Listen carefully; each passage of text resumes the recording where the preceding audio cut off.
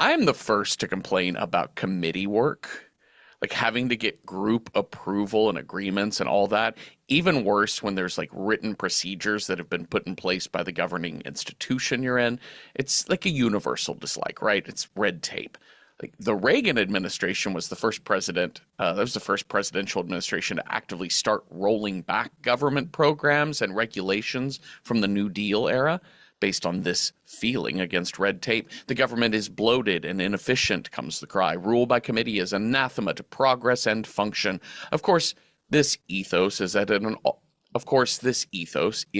all-time high in our current administration, though little of what's happening with Elon Musk and Doge seems to be based in streamlining, seems more steeped in blind hatred. Still, it's all part of the same idea that red tape and large public institutions are bloated and ineffective.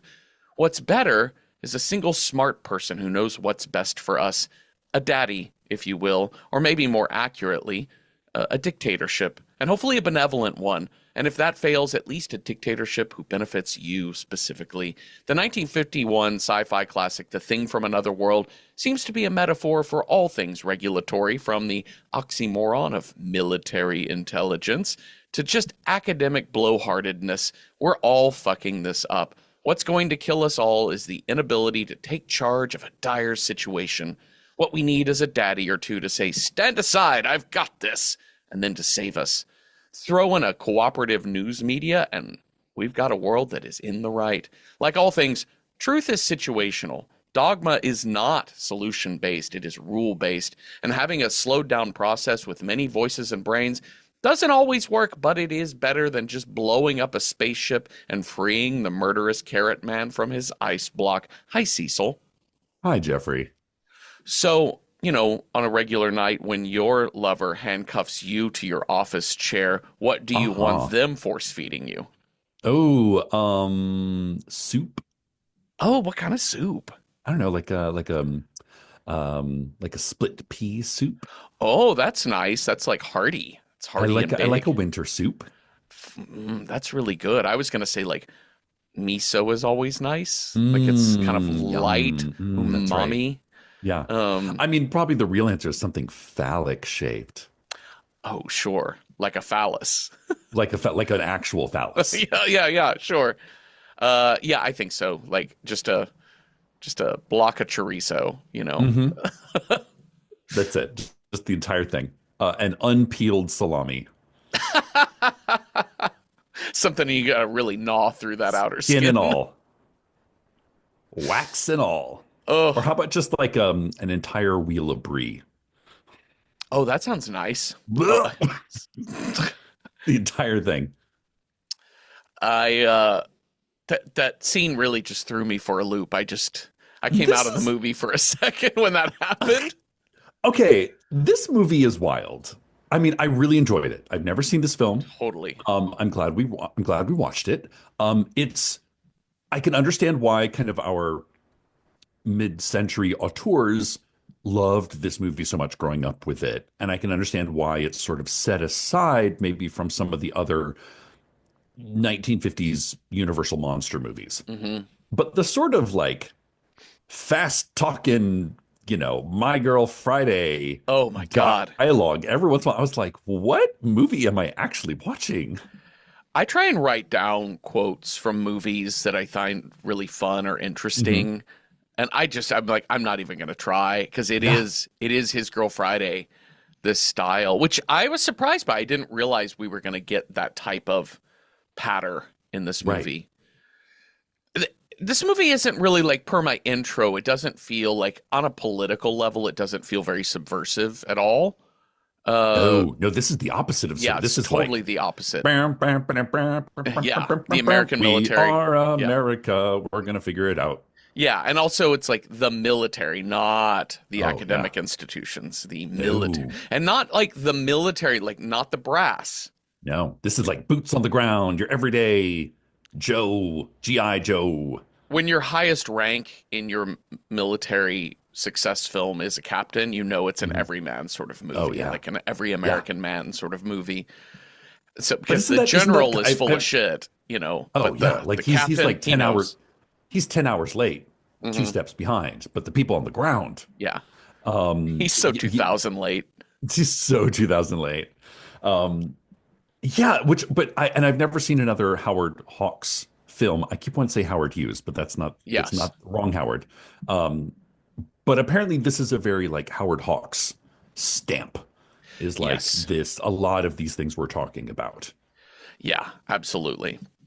Yeah, this is a Howard Hawks production, and it does feel like we've got his fingerprints all over this thing.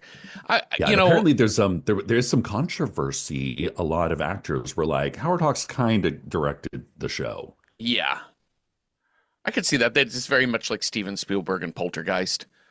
Yeah, Uh, the yeah. the the stamp of Spielberg, who I'm Hmm. more familiar with based on my age range, but you Sure. can see the stamps of Spielberg all over Poltergeist. You see little Yeah. bits of Toby Hooper in there too, but it is Hmm. a Spielberg movie through and Oh, for through. sure.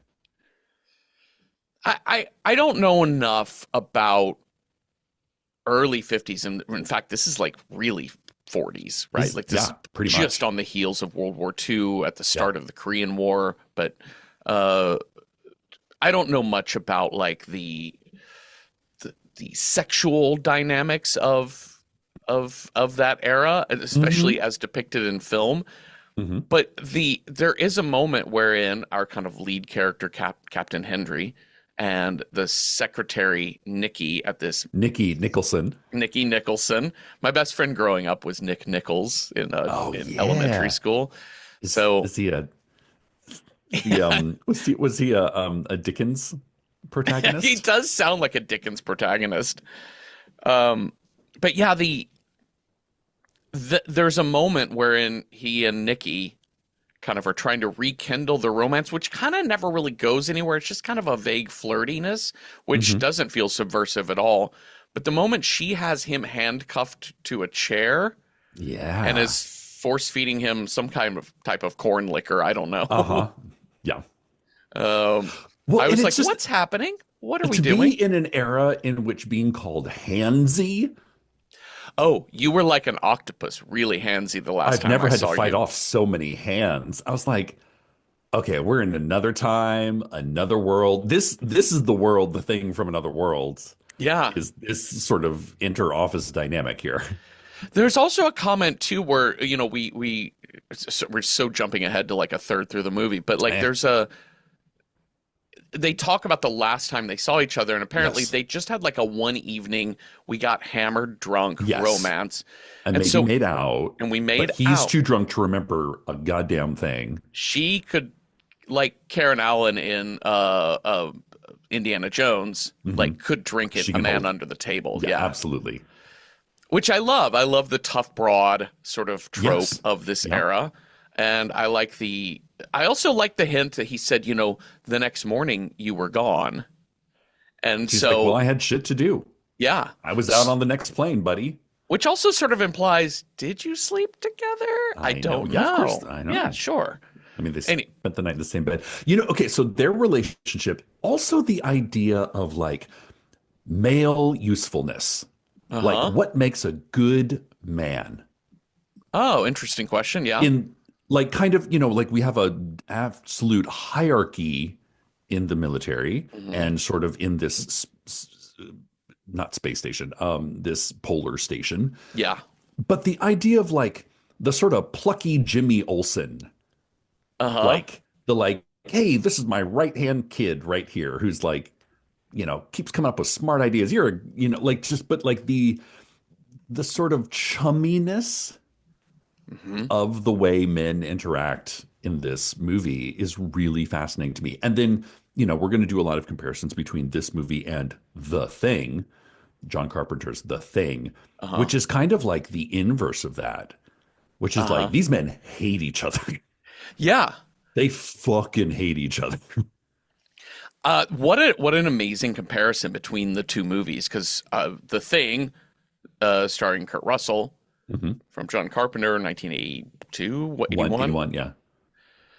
That there's a clear connection in the basic plot. How they handle Yeah. the monster is a really important difference too, Sure. because John Carpenter really did not want man in a rubber suit like in Uh-huh. this film or Yep. like in Alien. He loved Yep. Alien, but was like, I didn't like it when the rubber suited man stood up Yeah. Yeah. because it told me it was not of another world. Hmm. And so there's so many differences. And the one I hadn't really considered that you just brought up, which is how the men behave, is so fascinating. Because this is aspirational. The 1951 version yeah. is aspirational maleness of an era. Yeah. Of like this is how Captain Hendry is the type of father Yeah. we all need. Can We take should a all joke, have. can pull it together when he needs to. Like he's chummy enough with his, fellow soldiers, but he also has a clear sense of leadership, especially when he blows up that spaceship and he's like, oops, my bad. None of you all will get in trouble for this. I'll take this on myself. Yes, that he makes the error. He claims the error. He And is he's like, ignoring all of the barbs from yup, Ned Scott and the journalist and all the yup. other boys. And And it's he's just like, the buck stops with me, yep, boys. And they're like, yay, daddy. yeah. Thanks, dad. So, and okay, so comparing these movies a little bit further, okay, so if The Thing, John Carpenter's The Thing, is a who done it, which of these people is the thing? Mhm. This movie is much more a where is it? Yeah. It's, Yeah. and in that way, I think this movie has more in common with Alien than The Thing. It's a slasher on a spaceship. Yep. Yeah. Yep. And it's like there's a giant monster loose on the compound, Hmm. and we have to hang tough together in order to figure out where the fuck it is Yeah. and kind of like direct it down a certain passageway. I actually think this movie is way more similar to Alien than The Thing, John Carpenter's The Thing. I absolutely agree with that. I thought about that too, that this is slasher it's a slasher in a controlled, bottled environment. If you want to hear our episode on The Thing from 1982, it looks like John Did we Carpenter. do that as a Patreon? We did that as a Patreon, episode Yeah. 17 from 2022, April was a fun one. 2022. Patreon, just $5 a month, and you get access to all of our back catalog of more than 4 dozen other episodes that we did live. We do those once a month, so check those out. But let's talk about this one here. It's a slasher with the Carrot Man as Yeah. the killer. Carrot Frankenstein. Carrot Frankenstein. I have to say, I'm a big fan of one of the subtle things in filmmaking is the series of production animations at the beginning of a movie. Mhm. Mhm. And this one, we get one of the all-time, the GOATs, the RKO pictures. Oh, yeah. And then we get Winchester pictures, which I have not seen before. That's Howard Hawks. That's Howard Hawks. Okay, great. There we go. And then the Howard Hawks production. And then we get a great title card. Oh, God, this The is Thing. iconic. Oh, so good. The way the jagged lettering is like I know. bursting through the black and like smoky, bright white light pouring Yeah. out like from another like- dimension. Or it's like torn paper, or oh God, it's so good. Yeah. And I think I mentioned, when we chose this movie, I think, because we didn't roll horror homework, but we kind of gave ourselves some homework anyway. Uh-huh. But this is like this iconic title sequence or title card is seen in so many other horror movies Yeah. of the like second half of the 20th century, because I think that and the soundtrack. Yeah. Honestly, the soundtrack for this slaps Totally. as a horror film. 100%. Like it's doing a heavy lift here. Yeah. I like that on our current die roll, which we'll get to at the end of the episode. This movie is black and white, which is currently on our style die. Yep. It's a B movie, which is on our Yes, style it is. die. It is For the Squeamish, which is on our Yes. style die, and it is horror homework on our Yep. style die. So, it fits a lot of categories. It's pretty Yeah. universal. All right, so this, unlike John Carpenter's The Thing, which is set in Antarctica, this Yeah. is set in Anchorage, Alaska, and then the North Pole. So we've got the Alaska Air Command in Anchorage, Alaska. We start with journalist Ned Scott, Scotty, Oh, sure. with his cardigan. The costuming in this movie is so simple and so I love clear. it. I love it. He's got his cardigan, he's got his glasses, he's a little balding.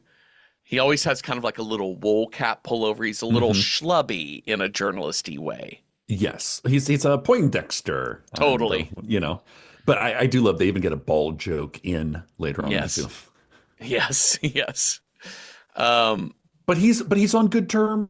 He's been, like the military dudes respect him. He respects the military dudes. He's good pal. Again, back to this like male chumminess of like we've been in the trenches together fighting for, the last couple decades yeah. for freedom. The So he name, understands what you like. He's like, yeah, I'm a journalist, but I'm a cool journalist. yes. And he gets the deal, and he's the insider journalist, right? Yeah. He's the one that the military sort of approves, or the Captain Henry has at least approved to come along and do this. He's like, you can come along with us. I mean, I'm not going to babysit you, but hop on board. Yes. So Scotty's been with them. The country they talk about the most is Ghana, but it's really interesting, like the name dropping of all the places around the world, I know, right? Marrakesh, I forget wherever else they mentioned, but it's a lot. And it's kind of unnerving a little bit when you think about just how many fingers in international Yeah. pies the fucking military has in the Oh, yeah. US.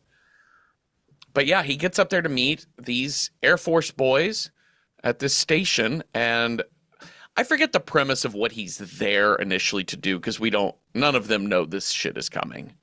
Well, they know that there is a conglomerate of scientists up at the North Pole. A Right. lot of scientists have been called up to the North Pole. Nobody knows what it's about. Hmm. And he's just sort of following that trail is That's what right. Dr. Carrington's outfit up at the North Pole, the what do they call it? The Polar Expedition 6 is what it's called up there. Yeah, so he's interested in going to talk to them about whatever crazy shit they're So there's an looking at. uptick in scientists heading north. And he's like, I don't know. Let's see where this leads. Yeah. There's an uptick in science happening. Mhm. General Fogarty then calls General, shut that door. General, Yeah, shut that door. close Fogarty. that door. Close that. It's so funny.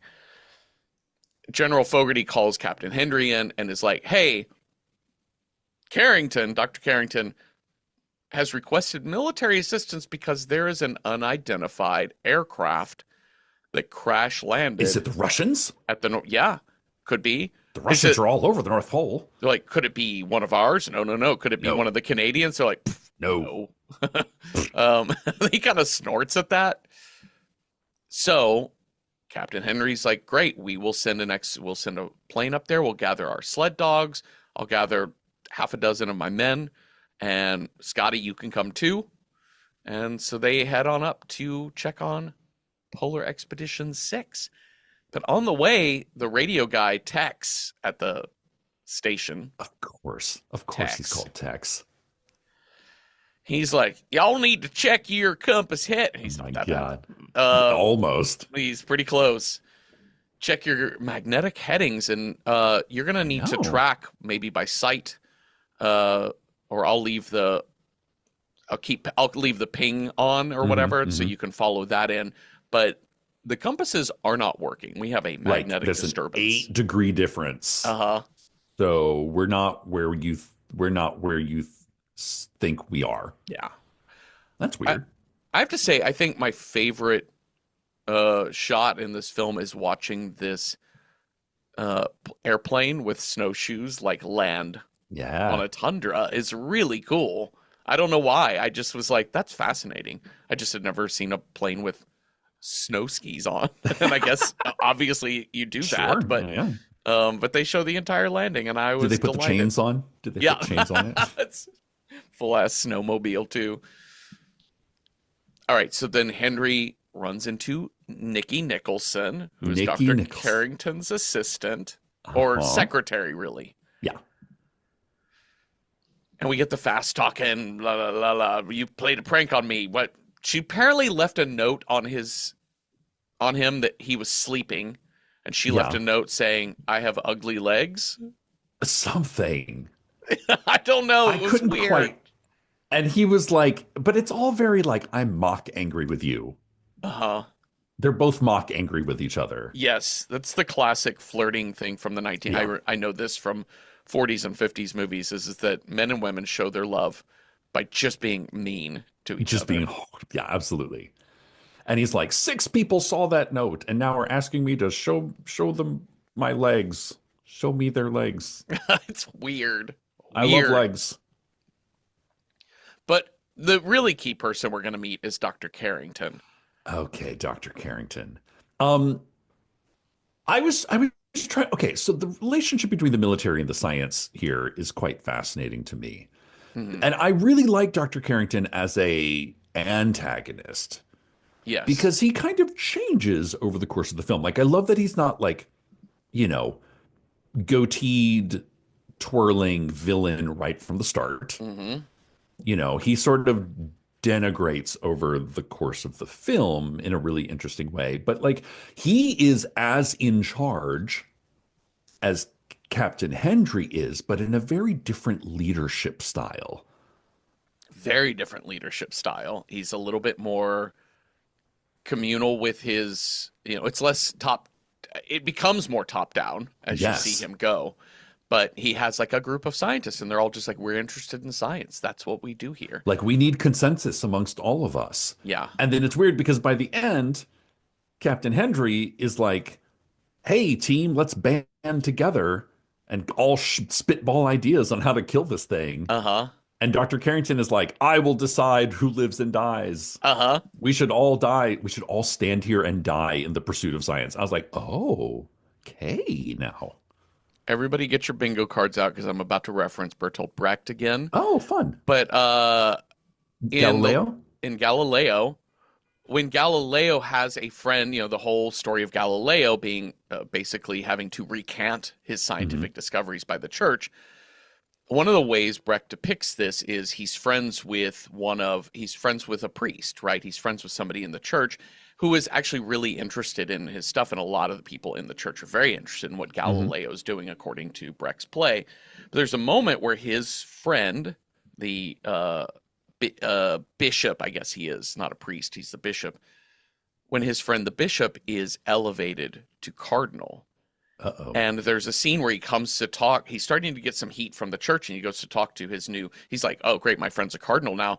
And during the scene, as he's talking to his cardinal, all of the men in the church are dressing the cardinal for some kind of service in his new cardinal robes. So Oh, he's yeah. going from bishop robes to cardinal robes in the scene. And what happens in the scene is also that by the end, the cardinal has talked himself out of Galileo's ideas. Uh-huh. And I thought about that with Dr. Carrington because when you first meet him, turtleneck, blue blazer, Uh-huh. and by the end, when they are running from the monster and Carrington wants them to not kill the monster to save the monster, he is wearing like full like Russian fur Russian I hat. know. I clocked that as well. And I was like, yes, this is an amazing way to show uh to add to the showing of his characters. Growth, devolvement, I don't know. Yeah, yeah, yeah. All we know about this crash was it sounded like a meteor hit the earth. Yeah. They through science, number, math, Hmm. Hmm. they determined there was a lot of radiation. Yeah. We triangulated the sound of the impact and the thing, and we know it's 28 miles due east or 48 Yes. miles east. And they know that it was 20,000 tons of steel what crashed. Oh, And Henry's like, that's not how planes are built.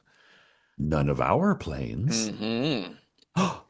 They also have like photos from some type of like video imaging that shows, or radar Yes. imaging, Radar imaging. Yeah. that shows the Oh, path of the I thing. like this touch. This was pretty cool, Same. I gotta say. Yeah, that And it's, and it's yeah, the that idea it's is like, moving. okay, so like here it is at 1 minute, 2 minutes, 3 minutes, 4 minutes. And they're like, okay, so it's descending at an angle, kind of like a meteor, but Uh-huh. then it goes up and then it goes down. And we're like, that's not a meteor. That's not how meteor work. So let's all fly out to the crash site. They have to fly by sight because the magnets aren't working. Yeah. And then they get to the site, Cecil, and it is a I also perfect love that, like, circle. oh my God, this is what a great way of like showing, not telling. Hmm. Because, you sort of, okay, I had never seen this film. I'd never read the book. I'd only ever seen John Carpenter's The Thing. Hmm. And so I did not know the nature of the creature in this. I knew it was going to be an alien, clearly, but I didn't know we're going in these sort of shape shifting, away from the shape shifting and more to um, Frankenstein carrot. Yes. But up till here, we're kind of faithful. We're kind of on the right, the same track. And I love this idea of like there's only like a little rudder sticking out of the ice. Uh-huh. And they're like, okay, we can see under the ice. We can see where the plane is, the characters, not us, the audience. So like everybody, let's just fan out and just Uh-huh. and they kind of like do big arms Yeah. and they're like, it's a perfect circle. I loved this. I loved that way of showing that and the wide angle of a bunch Yeah. of men standing in a circle with their arms out. The only thing was they had already shown us the circle of ice where it had landed, Yes. and I Which clearly wish, looks like a circle. which I was like, we already see the circle, but Yeah. hat on a hat, it still was cool. It's great. So they're like, well, our procedure is to use thermite bombs to melt the ice. Uh okay, okay. Uh-huh. Mm-hmm. I love that everyone, we talk about in horror movies that people are not credulous enough. They're not believing of what they're seeing. Sure. These boys are like, it's a fucking flying saucer. Let's dig it out. Yeah. Let's find the spaceman. We got it. This Proof. is this is so it's so interesting to me, these sort of like um mass faith in UFOs that the 1950s held. Yeah. The this people were convinced. And Yeah. it's sort of like one, science is expanding at a very rapid rate Uh-huh. that the everyman kind of is like, oh, my mind boggles. And two, there's a lot more depth to the sort of geopolitical front of the Uh-huh. world. So like there's just like stuff in the skies that we don't know. Where's Sputnik? Like what Yeah. is a Sputnik?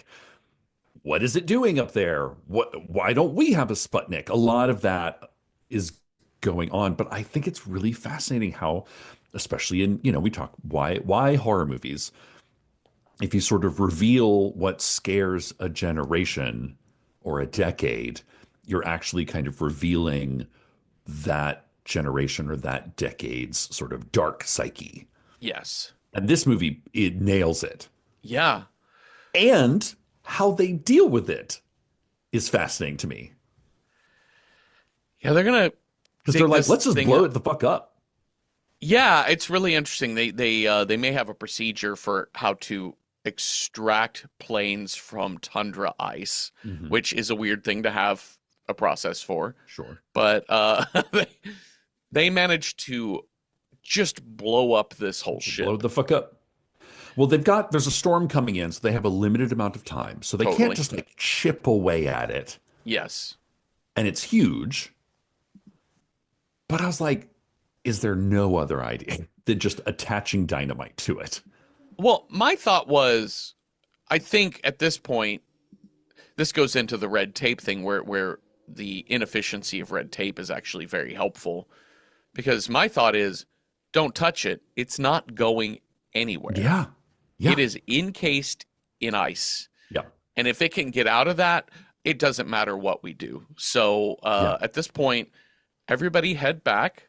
There will be Yeah. a time and place when the weather is befitting a real expedition. This is the classic, hey, solo cop who just found himself in a warehouse full of drug dealers guys. and Yeah, yeah, yeah. kingpins and all of that. Call for backup. Yeah. Or in fact, Thanks. take notes, leave the site, report it, see what we do. I mean, maybe you want to become RoboCop. I don't know. Maybe. Maybe. Yep. That's the upside is you get to become RoboCop if you just go in That's it. You're just like guns a-blazing. guns a-blazing. But you And don't it's- have a fun movie if you don't have Yeah. people going in guns a-blazing. So they're like, okay, let's just blow it the fuck up. But then they're amazed when it blows the fuck up. Yep. They're like, oh no, it actually blew up rather than just melted the ice Yeah. But what's better is what's left behind is just a body floating in or just suspended in in ice. ice. Well, I think the body got out. Like when the plane crash landed, the body got out and then the whole thing froze. Yes. So like this explosion didn't touch the body. Yeah. But then they have time. They're like, we are going to carve this fucker out of the ice I and attach it to a sled, take it back to the plane, We've and talked about just this see what before happens. of like how in movies it takes people no time to dig a grave. I know. Yeah. Like they go out to the like within 30 minutes they've got a 6 foot grave dug. Yeah. This is a case where I'm like, there's no way they did this in 30 minutes. I was like, good Lord. That's huge. Huge. And also the weight of a block of ice that has Yeah. got to be, they say this monster's 8 feet tall. Yeah. So that block of ice is 10 by 4 by 4, Yeah. probably. Massive. But they get Also, it. getting it out of the ice. Okay, sure. Sled Sure. dogs, I don't know. Or I'm just like just getting like ropes underneath it in the ice. Come on now. Yeah. Uh, they But put hey, they this do. ice on board. They drag it back to the lab. And Captain Hendry at this point is like, nobody touched this body. Yeah. It's staying in your storeroom, but the storeroom for all of their supplies is like Temperature thermostat controlled. managed, Yeah. temperature controlled. So they're like, nope, bust that window open so it stays I cold know. in here. This is kind of where we see the beginning of the rift between Captain Hendry and Dr. Carrington. Because Dr. Harrington cannot wait to get his hands on this alien. No, I just it's got to study a thing. Like that's what Got scientists are to. ravenous for study. Like Like it's they just, want in. they are And Hendry is myopic. like, nobody does a goddamn thing until I tell my commander and figure out what he wants to do. Yeah. So they get back and they're trying to radio with Fogarty. Tex tells him Fogarty radioed in to say, use thermite to extract the Mhm. aircraft. Do not harm the aircraft. Leave the aircraft as Well, is until I get there. Blah, blah, blah, blah. We got interference. We lost the rest of the yeah. message. Here's where Scotty's like, wow, military is smart all the way to the top. Like hmm the hmm way that Fogarty is always behind the eight ball. Like he's always a step behind what's really Yeah. happening. So they're going to try and get permissions from Fogarty, but everything is delayed because there's a storm and they have to radio back. It's just all a pain in the ass. The story, though, because Fogarty did this over official radio waves, Yeah. somebody intercepted it, and the story is already leaked, which has Ned Going up to Scott. J. Edgar Hoover. Yep. Or Yeah, it's gone all the way to Congress. It's gone to yeah. Washington, basically. The Like, and I love Pentagon's it. involved. They're like, we thought it was a secret, but people in Washington are yelling so loudly about it, it's doubtful it's a secret anymore. Yeah. And of course, So Scotty is like, oh no, my story. Everyone's yeah, going to know before I get to report it. yeah. So uh, they're starting to see that in the monster in the ice. Some of the guys who are like babysitting this block of ice are like, Uh-huh. I don't like its eyes. It's freaking me out, man. It's freaking me out. I wish we had seen a shot of its eyes in the ice. We see like a silhouette of it. Well, it Or looks like little green men alien, like, or little, like your classic Area 51, yeah. Studio 54, Area 54, Area 51. That's it. Studio 54, uh-huh. Studio 51. It like the shot of the alien in the ice is dramatically different than what the alien really looks like. Totally. And I think I did some like in the research, apparently there was a lot of variations on what this alien was, the alien costume was going to be. Mm, Like they wanted it like Howard Hawks wanted it scarier, he wanted it bigger, he wanted it crazier. And then we could do a wide shot, but we can't do a close up because the makeup doesn't look right. So like it went through a lot of variations. yeah. So, but what we have in the block of ice is very like the big black eyes, the sort of almond-shaped head that we have come to, which again, a very 1950s, be like, flying saucers look like pie plates, and aliens look like this guy. Yeah. Yeah. Absolutely. It's real simple that, and they keep calling him a Martian, which I love the assumption that, because all Yeah. we know is Mars, and that's the only planet we would have What's like, known at why this time that Mars? could have inhabited people. Venusian, Yeah. And, Neptunian, Jupiterian. and this notion that aliens have to look exactly like they have to be humanoid, right? As opposed to I know. what They John could, Carpenter, it's like they could be any fucking thing. yeah. So, this is where But then one of these dudes, he's like, okay, so here's your coffee, here's your electric blanket. to keep warm. Have fun. See you in 2 hours. And he's like, this thing is freaking me out. Here, that's better. I'm gonna put this blanket right over top. Oh no, it's an electric blanket.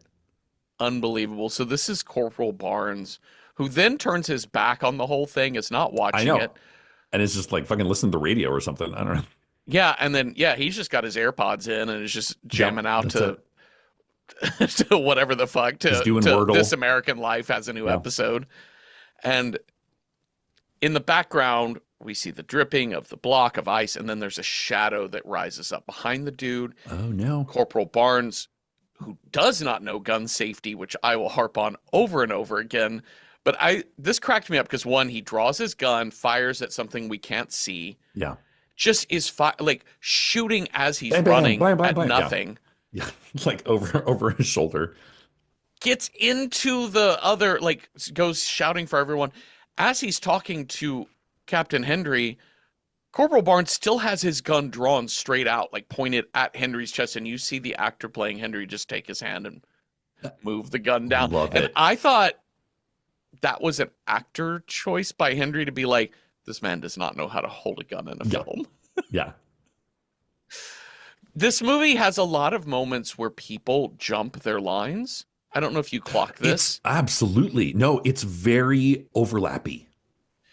And there's a couple moments. I know I could remember one moment where Scotty jumps in with his line and then stops, and there's two more Yeah. lines, and then he picks it back up. Mhm. So this does feel very B-movie slapped together, Yeah. just first take, best take. Yeah.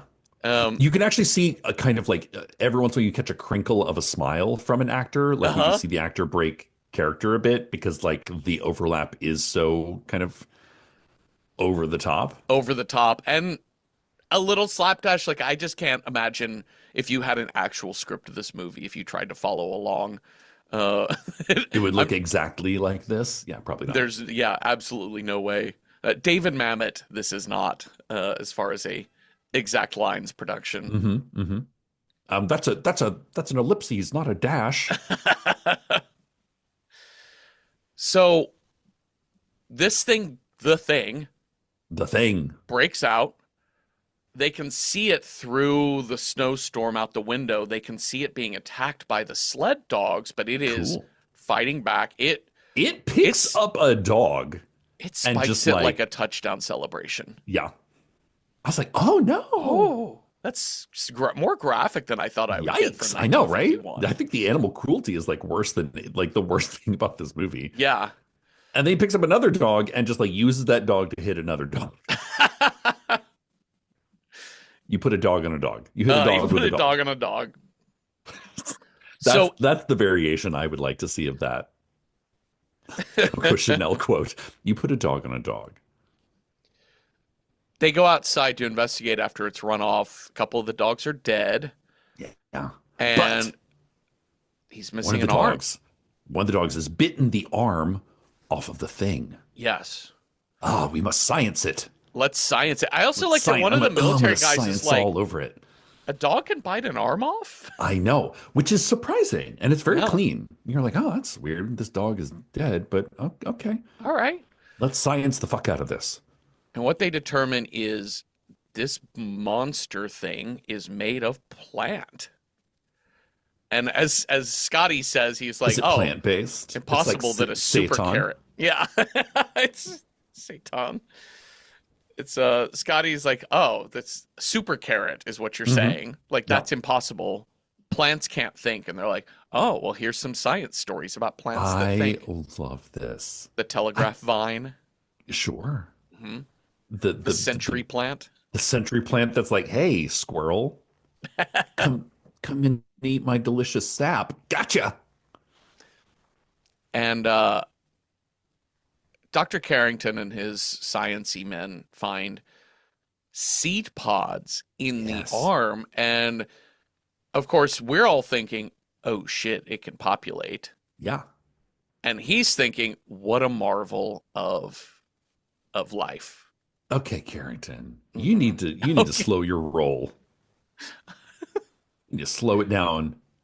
okay, Matt, just chill out for a second. Like, hang on here. Because this is where we see the like kind of wide-eyed fret mad scientist begin to emerge Hmm. in Dr. Carrington, in which he's like, this thing must be more intelligent than us. Okay, sure, it built a spacecraft and can travel through. We can't do that. Yeah, But I think you're confusing intelligence and morality here. Just because it can doesn't mean it's here because it should be here. You yeah. know, we don't know It, why. it's really interesting because I was asking myself the question during this, which is the classic philosophical idea of, just because you can doesn't mean you should. Sure. And it's interesting at the point we're at in 2025, wherein we are questioning science, but not technology. Mm-hmm. Sure. That technology represents to us progress and, more importantly, money making, Yeah. whereas Make an app. science, Make an app. Make an AI. yeah. What are the ramifications? Doesn't matter. I can figure out things faster. And per our episode on Metalhead from Black Mirror, make robots. Yeah. You Let's know, do it. the even Make just an, make an restaurants having robots that deliver the food throughout it is, Amazon the fuck out of that shit. yeah, let's get drones that fly things to Yeah. us. And it's sort of disturbing because I sort of agree with that sentiment here that, yeah, just because you should doesn't mean, or just because you can doesn't mean you Hmm. should. And Yeah. there should be a process for slowing down Yeah. everything to understand what's going on. And it's Kind of interesting because we all like feel the that way. scientific method, like a method of science Uh-huh. to test ideas.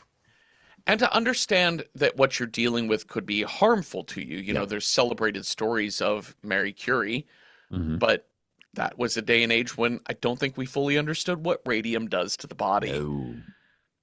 But thank God we learned about it. But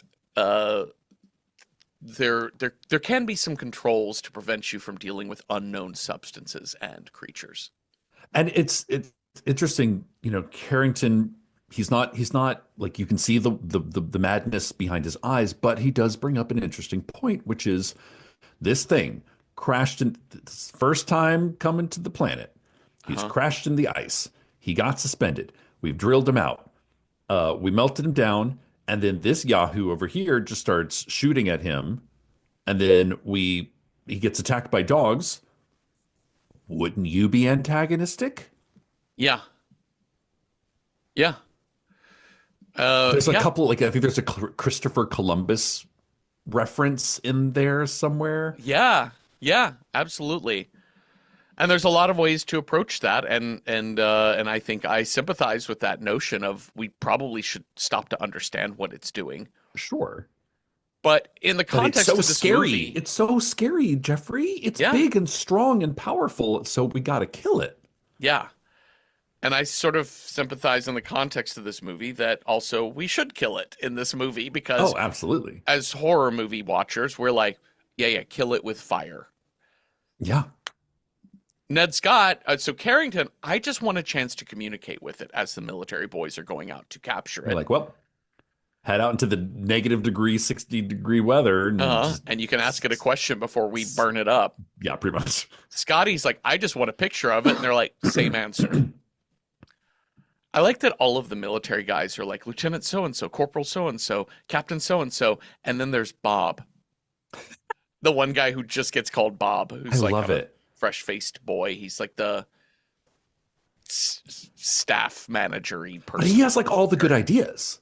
Yeah, Like if you Bob is clock it, great. like okay, one, he's actually a very handsome man. Hmm. So I was like, oh, Bob can get it. But two, he comes with like all the like he's kind of the the support staff that makes the brass look good, Hmm. you know? He's the one who carries around the Geiger counter, which is kind of our Yes. indicator of how close, which reminds me of Aliens when they have the Yes. little radar screen to show us how Uh-huh. close the aliens are to Yep. us, how many there are. That and which is an amazing way to build tension. Totally. It's so good. In this one, it's like, all right, we're getting readings on the Geiger counter. We're at 0.8, 1.1, Hmm. 1.4, 1.7, and then you hear a crash in the background. Really great stuff. So they're going looking for this thing and they're checking within the compound Yep. first. And we learn there is, of course, a greenhouse in this compound where they are growing vegetation for food and or study. They just grow on strawberries. Strawberries. I saw some cabbage, some Boston Uh-huh. lettuce in there. Yeah. Yeah. So they're like, nothing here. And the military guys clear out, but Carrington stays behind after military is gone and tells his men, hey, notice how something got in here. You can see it on the plants. Oh, look at this goop on this Yeah. refrigerator or, I think it's just like a shed. well, yeah, like a Like it's little just like an tiny empty storage box. thing. Yeah. And he's like, look at that. And they check inside, and there is another one of the dead sled dogs inside there. But this time it's been sucked dry. Vampire! You have a vampire Frankenstein carrot. It's Banicula. That's what you're chasing out there in the snow. This was the scene when we see more of a full shot of Dr. Carrington in his white turtleneck and blue blazer. Mhm. And when you see his whole body shot, Cecil, is he wearing pajama pants? Oh, I don't know. Maybe. Okay. I don't just know. was Didn't taken clock by that. this. I was like, what is the pattern? They were just baggy, like really baggy. They just look like cotton pants that seem to like taper at the bottom. So all I thought of was just like they're borderline hammer pants, right? He's And he's got a Diane von Furstenberg wrap dress. I just was like, what is this? My first thought was because there is such slapdash production happening sometimes in this Like, I don't know, shots just that I think he thought he was never going to have a wide shot, so this actor just wore his pajama pants to set, maybe. like a news anchor could just wear I mean, underwear. yeah, they're Yeah. like, I don't know, whatever. What you got going on there? Nothing. I think it's maybe at this point they're all kind of woken up. So maybe they're because I think they are like a lot of them. They're in their dressing robes Yeah, in this scene. that's a good point. That's a very good point. So Fogarty keeps radioing. He wants to more info on the flying saucer. Don't do nothing with it till I get there. Yeah. And we're also learning about uh, Fogarty is learning that there's a big green man that they found. Hmm. So he's like, "Do not harm it." And Carrington is like, "Mm-hmm. See, your Told boss ya. told you not to, Captain." Can't do nothing. Um. So when we're getting this radio, our Captain Henry and his men are getting this radio from Fogarty, this message the next morning. One of the scientists comes in all shredded and Yeah. all beat up, and he's like, "Oh, the greenhouse!" Oh. And he tells them, "I heard a scream, and then it hit me, like Yeah. it smacked me, and then when I looked up, I saw two other scientists like hanging upside down from the beams with their throats cut." Graphic. And we also learned, when we were examining the arm, it starts moving, and they realized Yes. the plant life fed on the blood of the dogs it killed, and that's what's giving it more life. And it has like razor sharp fingernails. Yes. So, all right, let's go investigate the greenhouse. And they do, and we get our first big monster scare. This is so good. Yeah. This got me. This got me. because they're like, okay, real quiet now. Hmm. We're gonna sneak up on this door. Okay, you got that gun? You know how to use that gun? Yeah, I think I'm ready. Are you ready to do it? I'm gonna do it. Let's do it. And that monster is right the fuck behind that door. It's like open, monster, shut. Yeah, And and they that monster shoot. gives a swipe that Henry Yeah, has to duck. they shut the door, and then, cute Bobby just like shoots a couple bullets through the door. But it is right behind that door. Yeah, Excellent. Excellent scare. so good. Carrington, with his field of scientists, kind of privately telling them he's not, we're Oh, yeah. seeing now he's no longer communicating with the military because he's on a one-track mind of wanting to Yeah. study this thing. And the military represents, Hendry and his men represent the people who want to stop him. Like he's now created antagonists in the Hmm. military. But he's telling a science team, and I think this is interesting. He says this creature is more powerful and intelligent than we previously thought. I think it's looking at us the way we would look at just like a field of cabbages. We are Yeah. just things to reap Food. for sustenance. Makes sense. And then he says, so what Why I've you been want to be doing, why you want to be its friend then? I know. And he's like, so what I've been doing, because this is smart in the face of a creature that can very easily kill us and has already killed two of us, Yeah. I've been taking its seeds out and planting them, And feeding it plasma. which we learned from Hendry that the military had been flying blood and plasma out to this location before. And he's like, wait, why is there one injured scientist who is getting blood transfusions rather than Yeah, yeah, yeah, plasma? yeah, Because yeah. I Yeah. know I've flown plasma out here. Yeah.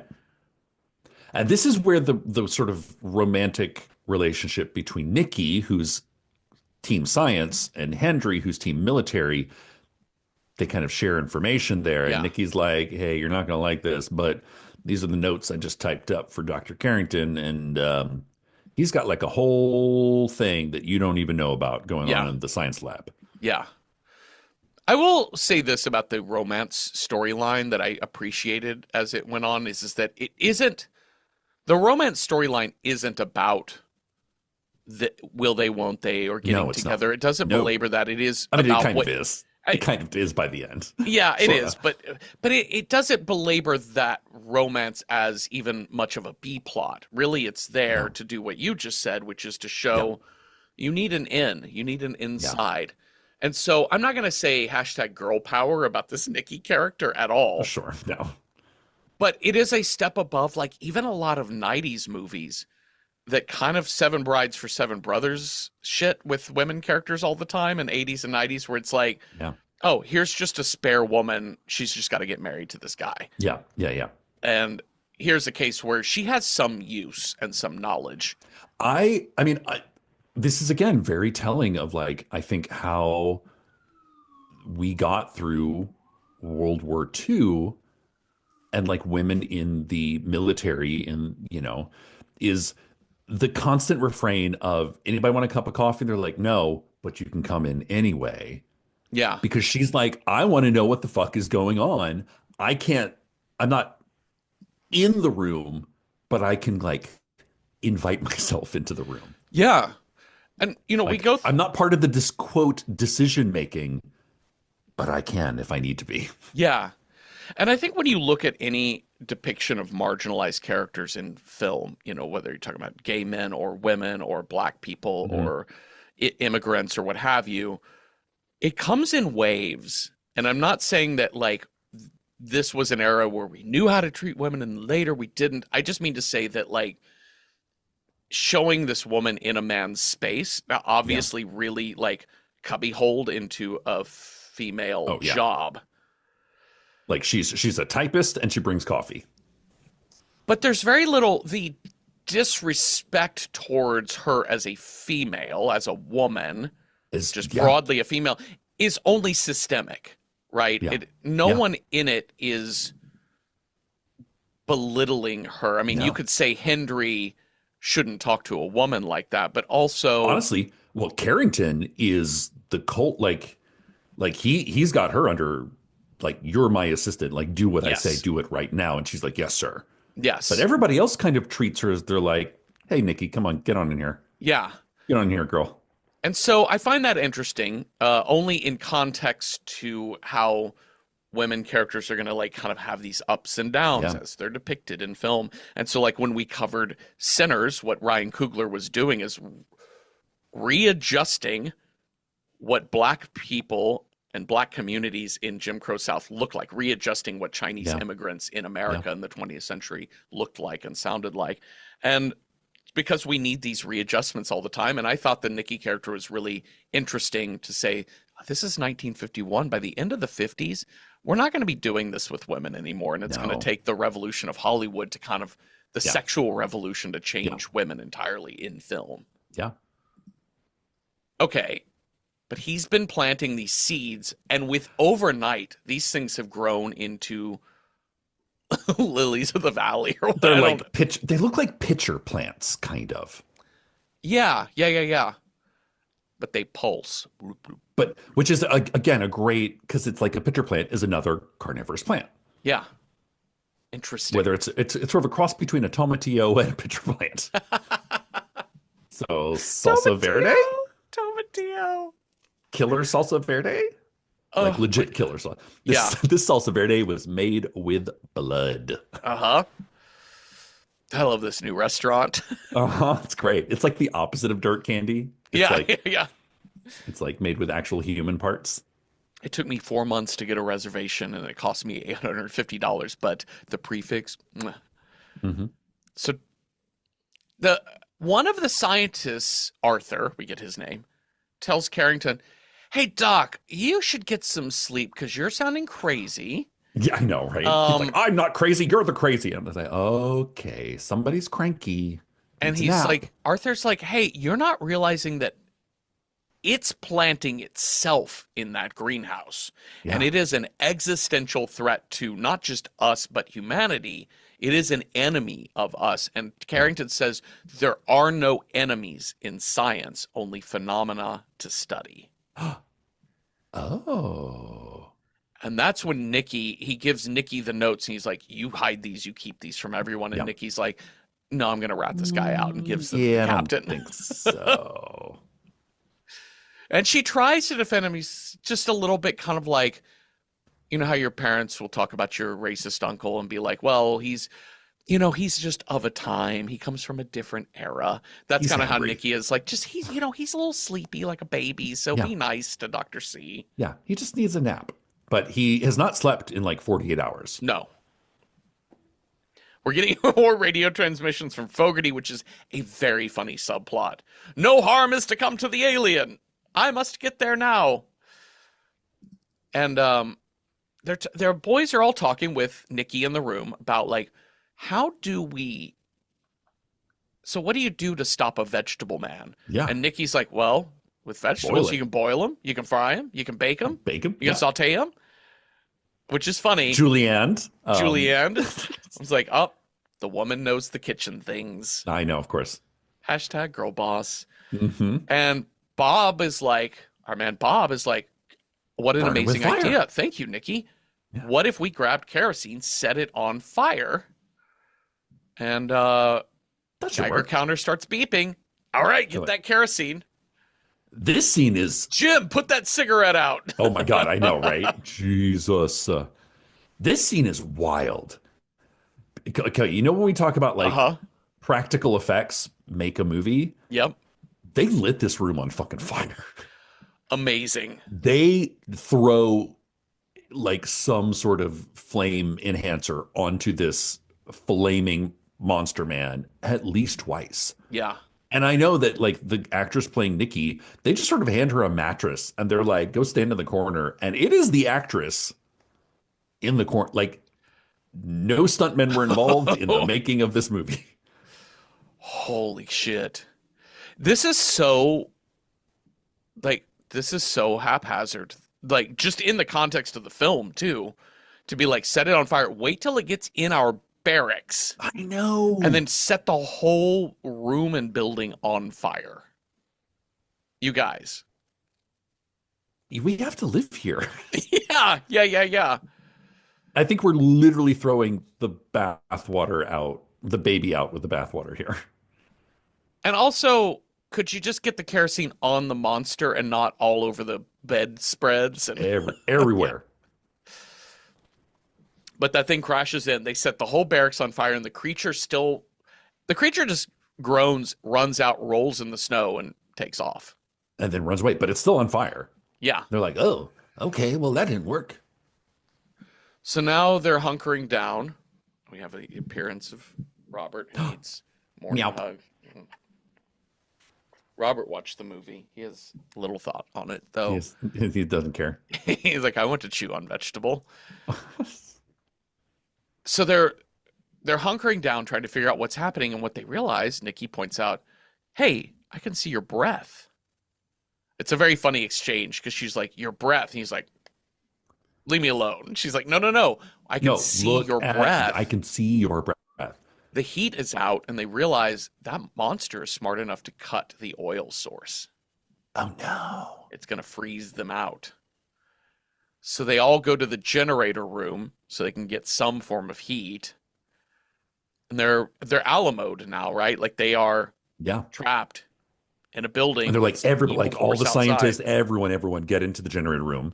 Yep. This is where Dr. Carrington is full, like, Russian oligarch looking. Yeah. Yeah. And his beard looks full evil goatee at this point. It's a very evil goatee. Mm-hmm. I mean, he looks like Trotsky, like, not gonna lie. Yeah, totally. Yeah, he's full Trotsky. And Carrington tells Hendry, we owe it to our species to stand here and die.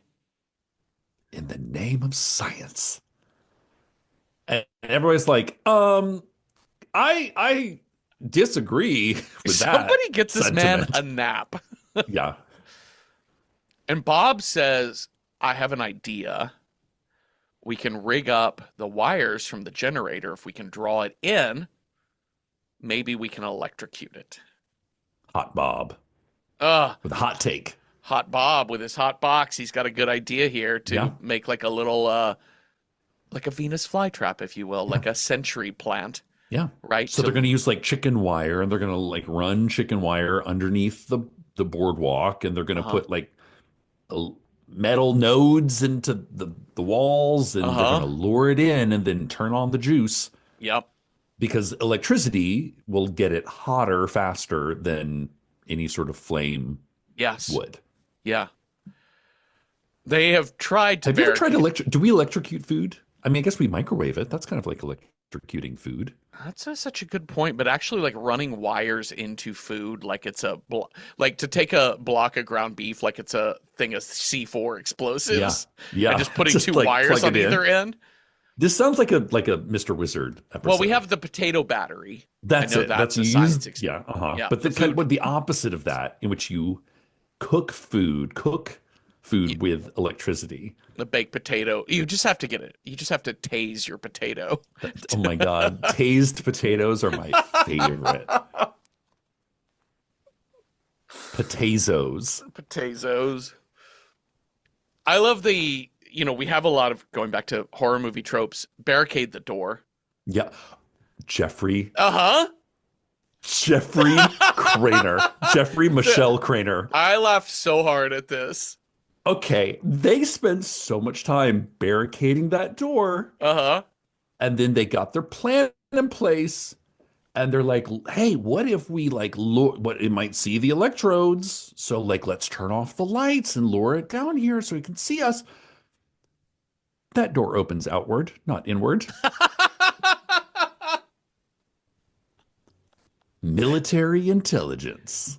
Oh, so funny. So there's just like a makeshift like sawhorse blocking the door too, and it just kind of grabs the 4x4 off the top. It just opens the door and steps through the 3 sticks of plywood.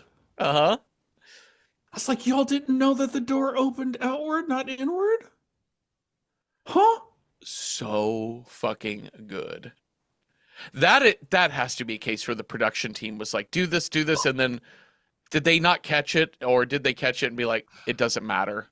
I think that they're like, it doesn't matter because this movie, what makes this movie monster so effective and so scary is we've only seen the monster like 3 times. Yeah. Like you really only get a shot of it 3 times. And in almost every single time, it is framed in a doorway, backlit. Yeah. When they open the door and it's right there. Yep. When it comes into the barracks and they set it on fire, then it's just on fire. Yeah. And then this third time, it's the image of the large shouldered 8 foot tall, 6.5 foot tall with the broccoli Frankenstein head. It's more the silhouette of the monster that is scarier than anything. So, like, great. Cutting all the shots of the monster up close because the makeup didn't look good. Brilliant. What makes this movie monster so scary is its shadow in a doorway. Yeah. And Yeah. unfortunately, in order to achieve shadow in a doorway, you need the door to open out. Yes. It's so funny. It's so funny. But this monster, the thing, grabs a 4x4, starts coming after him. Yeah. Carrington. I love that it picks up a four, but like Yeah. you have razor blades for fingers, dude. Yeah, you don't need a Louisville Slugger because you're No. Edward Fingerhands. Yeah. Edward. You're Edward Carrot Knife. Hands. Yeah. Edward Celery Hands. It's literally salad fingers. It is, yeah. Actual salad fingers.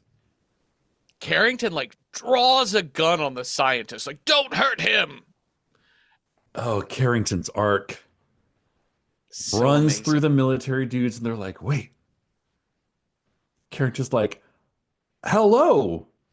Hello, strange. Um, I also want to point out how quickly they disarmed this man was so funny to me. He's Oh, like, yeah. got a gun, and one of the guys just like slowly like just moves Yoink. it out. Yep. Yeah. And I don't know. The view of the scientist in this movie goes so low. Like he's very hubristic. I don't even know if that's a word. Sure. But in the beginning he's like, like, yes, I will consult with my fellow scientists, but really I'm running the show here. And by the end, he is just running up to this monster being like, hey, I saw you across the room and you look cool. Do you want smack? And I think it's implied that Dr. Carrington is killed. Yeah, because he is out cold in the Like background. that monster one punches rawr, like forearm crush, and he just sort of gets knocked away, but it's sort of implied he's dead by the end of this movie. Yeah, this is a thing where like he becomes a symbol. Fortunately, let me back up. Fortunately for the depiction of scientists in this movie, we do see characters like Arthur who are like, "Hey, bud, you're being a bit crazy. This is not how this works." And by the end, he's no longer a symbol of like academic nose up your own butthole thing. He becomes a symbol of just Russian authoritarian incompetence. Like it's just our kind of almost like Quentin Tarantino-esque revenge fantasy of this is how I wish we could have treated Stalin. Mm-hmm. I wish we could have destroyed him in this way. And because like, there's no science except my science. He's lost track of what science is because he's trying to talk in English to this creature. And I'm like, you're not. Oh my God, you have no. And I love it. He's like, I know you understand me because you're more intelligent than us. I'm like, says who? Right. Huh? Huh? Pictures? Like, did you. This thing could communicate in any number of ways. Do plants understand English? I mean, we know they like music. Uh-huh. I honestly, can you imagine if they had just brought out a Victrola and just be like, and played some like 1940s swing music and the monster. Then we'd be in a Mel Brooks movie. Right. Put on the Ritz. So Carrington just got yeeted across the room. He's probably dead. And then it makes it halfway down this hallway, and they're like, Henry's like, go. And then zap. This is, I think I don't think, I know this for 1951 special effects. Love this. Love the electrical zaps Yeah. that shrink it down to just a pile of ash, but through it you can see a man Yes. who's smaller, Yeah. crouched down Yeah. and shrinking. It's a really, I thought it was a really great way of doing this effect They cheaply. put it in an air fryer. Absolutely, they tased that They put that potato. potato, and what's left is just like a smoking pile of ash. And Hendry's like, "Well, there's your picture, Scotty, if you want it." And Scotty It's like, passes out. cool. Epilogue. The weather's cleared up. Uh-huh. We got to send okay, all right, we can communicate with Fairbanks. Mm-hmm. And Scotty's like, "Wait. Well, one, Captain Hendry and Nikki have to have their moment. Mm-hmm. Will they, won't they?" And all the men are like, "Hey, you know how much a captain make? You could support a family on that." Yeah. Great. Resolved. Aw. Aw. Resolved. Resolved. And Scotty is like, "Okay, everybody shut up. Are there journalists there?" And they're like, "We got nothing but journalists." And we Yeah. get this kind of closing monologue. This is like, this is as iconic as the opening title card, is this sort of last monologue. And he does a really good job of sort of summing it up. He actually, I noticed he does something interesting. He's like, Dr. Carrington dies in the pursuit of science. And so, and somebody even says, "Hey, good for you. You didn't say he was a maniac at the end. You Yeah. kind of gave him a good obituary." But he's like, "Look to the skies." Yes. This "look to the skies" end line is, I think, as iconic as anything else from this movie, and would kind of reverberate for like 30 years to come through the X-Files. Mm-hmm. Like, this is kind of where that started. Yeah. Is sort of like, they could be come from another planet. They could be from our planet. There's something out there. Yes. We don't know what the government knows about what we know about where they are. So good. Yeah. Watch the skies everywhere. Keep looking. Keep watching the skies. It's so good. I also love that here's this, I'm assuming, print journalist. Mm-hmm, mm-hmm. So the ink stain wretches are so different than like radio and Oh, television sure. Yeah, journalists. yeah. But he's got both. I mean, like this guy's got both talents. Like he's Oh, yeah. because he He's working with no notes. no notes, and he's like rolling out stuff that like blows that shitty Hindenburg announcer guy Yeah. away. Yeah. Like he's really doing great of calling this stuff out. So articulate, so good. Good job, Scotty. We did it, Cecil. We did it for America. We did. Even though I think technically we're in Canada at this point in the North Pole, but still, Probably. Do what we can. Shall we rate this movie? Yes, let's. All right, so let's start with approachability. If you are horror movie averse, how approachable is The Thing from Another World? On a scale of 1 to 10, with 1 is not at all approachable, 10 is very approachable. Let's just give Thing from Another World like 10 out of 10 hydroponic alien gardens. I mean, it's Maybe 9, maybe not. That dog death is It's a lot, yeah. crazy. We'll say 9. It's 1951 scary. Yeah. And it's I think a great B movie. I think it's a great intro to American horror, especially sci-fi horror. As you said, Cecil, it is the template for a movie like Alien. If you were interested in like slowly building up your your horror immunity, I would take, you could probably in 3 films get from this to Alien, and Sure. very, very easily. And I think this is it's a great movie. I mean, like, content warnings for the animal death of Touchdown spiking the dog. There's some jump scares with the music, with the strings picking up. And also, the strobe effect of the lightning is pretty harsh. Oh, yeah, it is. Yeah, flash, flash, flash. But, like, corny, fun, sci-fi, classic. It's it's much more lighthearted than I think. Like the kingpin of the 1950s is Invasion of the Body Snatchers. Yeah, it's much more lighthearted. It's not dreary. That's a great point. Body Snatchers is a little more unnerving because it's bleak. And this movie is fun. It has a happy ending. It's not. They crack jokes. they're like, we're in trouble, but it's nothing we haven't seen in, the Pacific Rim. That's right. Since we rode those giant mechs across the sea That's and fought monsters, yeah. it. Um, Since we made those robots to fight those kaiju. Ain't nothing we can't do, boys. so that's approachability, 9 out of 10. Very approachable. Cecil, to speak nothing of approachability, how do you rate this as a horror film? As a horror film, I was really pleasantly surprised by this movie. Mhm. Like the first 20 minutes, I was like, okay, where are we? What are we doing here, Uh-huh. boyos? But then once I was like, okay, we're not in John Carpenter's The Thing. This is a very different style of movie. It clips along. It's entertaining. Like I said, the shock of the monster backlit in those doorways is so effective. Mhm. Is it scary, scary? No, but it's a lot of fun. So Yeah. for that, I would, and because of the sort of place this movie holds as inspiring material to other filmmakers down the road, I would say like 8 out of 10 pulsating plants, Mhm. Perfect. bed of pulsating tomatillos. So let's figure out what movie we are going to watch next. You've got a scare die, I've got a style die. We will roll those up and see what movie matches those two things.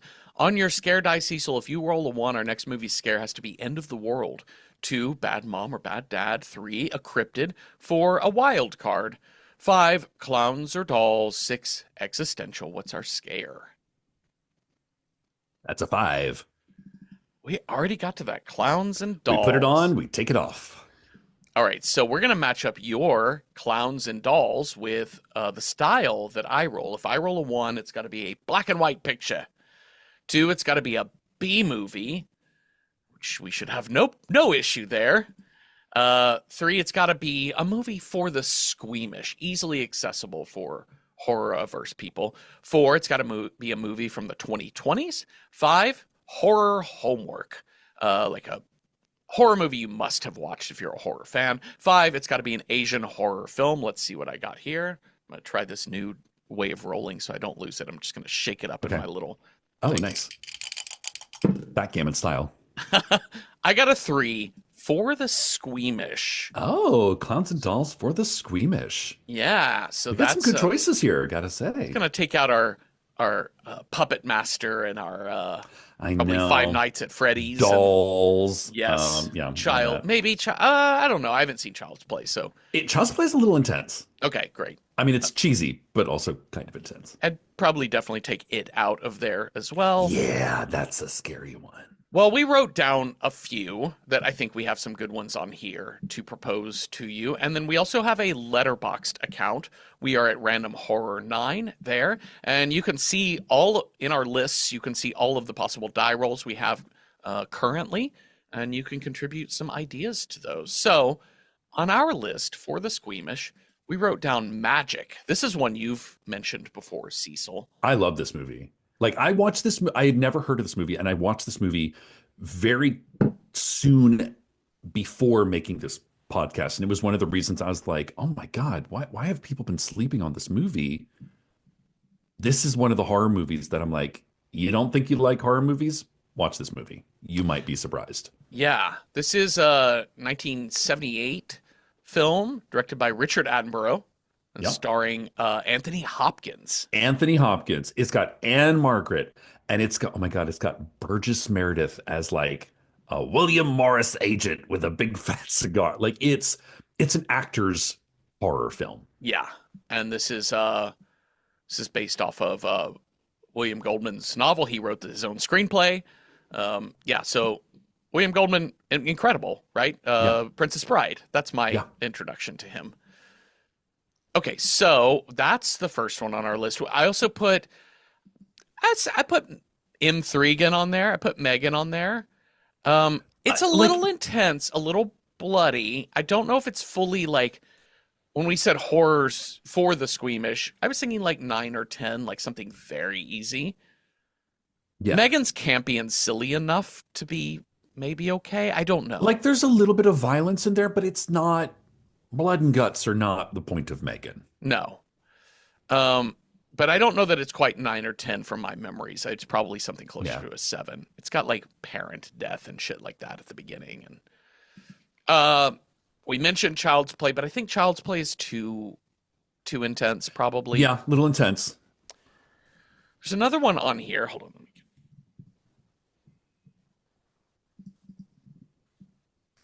There's another one on here. I think this is the one from 19. No? It's early. It's a black and white. Oh, Dead of Night is one I put on here.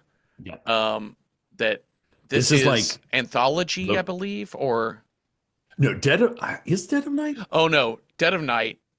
Architect Walter Craig, seeking the possibility of some work at a country farmhouse, finds himself once again stuck in a recurring nightmare. Oh yeah, this is an anthology. Dreading the But there's a end of the dream. ventriloquist dummy in here. He that must is like- first listen. He has to hear stories from all the assembled Yes. guests of this thing that he's whatever. But one of them involves a scary dummy. Also, as I'm reading that, I notice. Oh no, it is available for streaming, so that's one on there too. We've also got Asylum, which is another anthology horror film. yes. And then this one has one of the stories. Is literally called Mannequins, and it's kind of like a doctor that makes like almost like little voodoo doll kind of Yes. things that come to life. Yeah. But- It looks kind of like Trilogy of Terror level of Yes, type it's of I mean it's thing. got like Britt Eklund in it. It's very 70s British horror. Yeah. This looks cheesy, not too scary, but definitely has the sort of clowns and dolls vibe. Yeah. Goosebumps. I haven't seen Goosebumps. I've not seen Goosebumps, but it's it's a YA scare. It's Yeah. for kids. And I know that there's a ventriloquist dummy that is sort of classic from the 90s TV show that carries over into the film. That carries over into like the recent Yes. 2020. No, that's a TV series. It's the 2015 Yeah. film of it. Okay, Yeah. great. The last one on our list, you put this on here, The Boy, which I'm familiar with this movie. I know what it is. I've but I never haven't seen this movie. I think this is more like psychological horror. Mm-hmm. And the loose plot is that this person has to come like be a nanny for this 8-year-old boy, but realizes that this boy is a doll. And she has to like take care of this doll as if it was a human. Sounds Okay. weird. I don't know Sounds how weird. scary it is. I know one of my cousin's kids, several years ago, told me that he had seen The Boy. Uh-huh. So whenever it had come out, he was a teenager. He was like probably 15, 16 at the time, but he was like, "That's the scariest movie I've ever seen." Oh. So I don't know, but I also don't know. That's the only thing I remember about this. So I will mention, I just now thought of this, that might be horror movie approachable. I haven't seen it. Our friend Sarah Griffin was talking to me about this movie yesterday because she loves this movie, Guillermo del Toro's Pinocchio, Yes.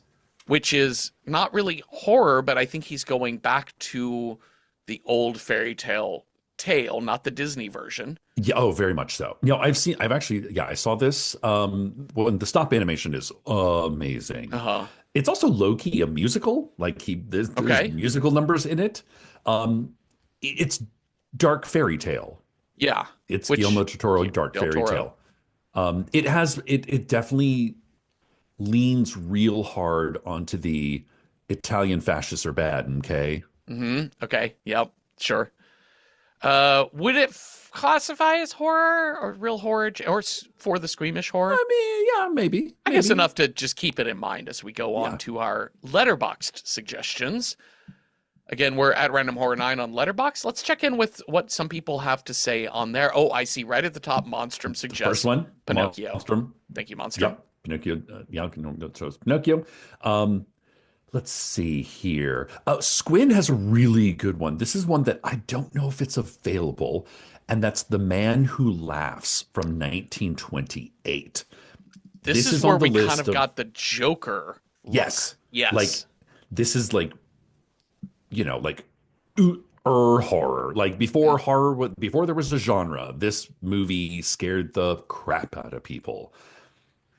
I've been really curious about it. It's on an awful lot of Does lists. this have doll or toy in it? I haven't seen it. I know I that don't the know. man is scary looking because this permanent Right. evil smile on his face.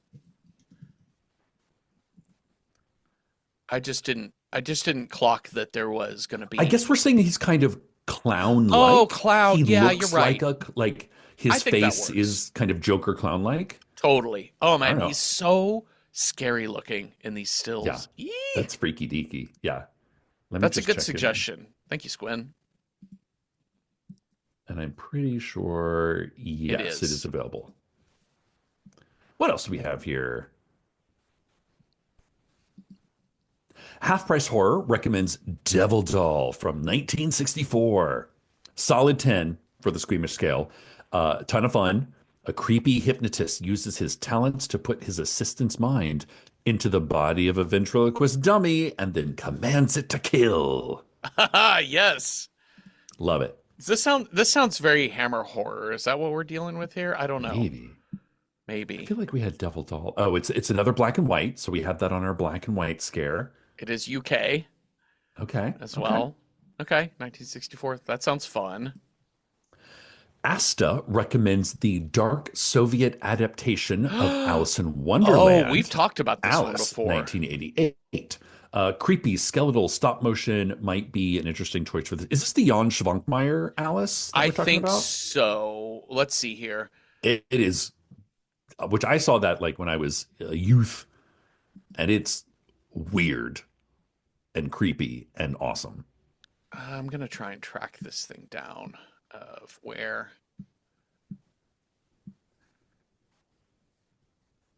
So I want Just Watch to have a much better search engine than it does.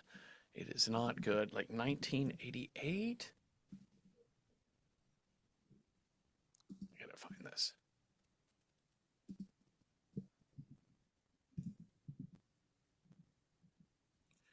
Alice, 1988 film. Yep, Jan Schwankmeyer. Now the Dark trick is gonna be, fantasy. yeah, the trick is gonna be getting Just Watch to actually find it for me. There it is.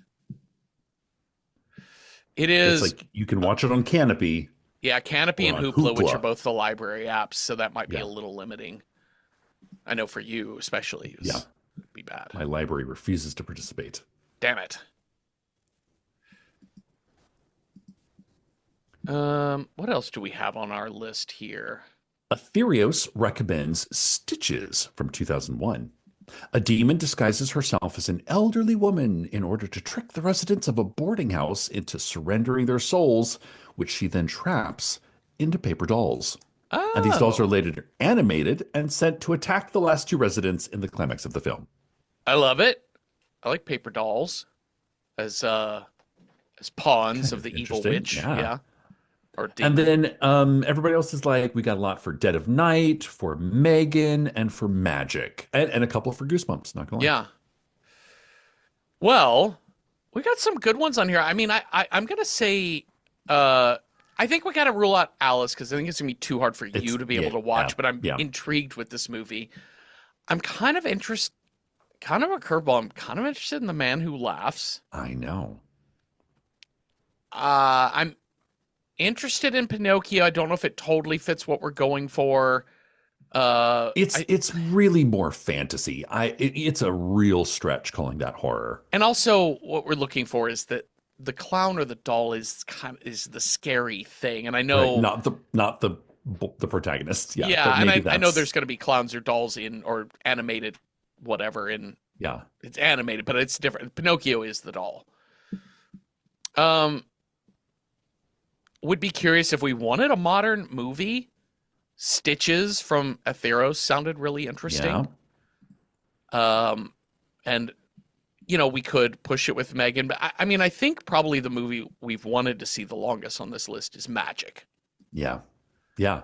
And it is a good example of it's from the 70s. It's scary without for the squeamish. Like it's psychological, it's interesting without being like, hey, here's a bunch of blood and guts.